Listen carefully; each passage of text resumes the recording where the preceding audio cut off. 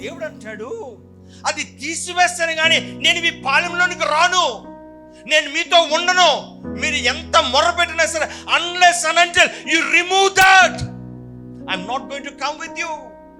యెహోషువ, నువ్వు ఎంత ప్రాధేయపడినా, ఎంత ప్రార్థన చేసినా, ఎంత మొరపెట్టినా, ఎంత గీపెట్టినా సరే నేను మీ పాలెంలోనికి రాను, ఎందుకంటే శాపగ్రస్తమైంది మీలో ఉంది.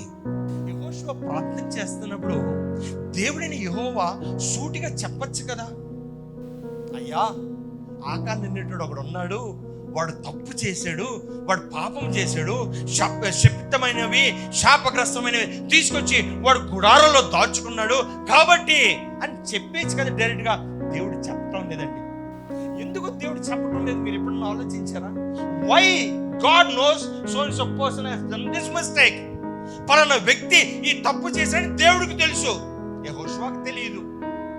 యెహోషువ ప్రాధేయపడుతున్నాడు, బట్టలు చింపుకున్నాడు, బూడిద పూసుకున్నాడు, దేవుని యొక్క సన్నిధిలో ప్రలపిస్తున్నాడు, ఏడుస్తా ఉన్నాడు.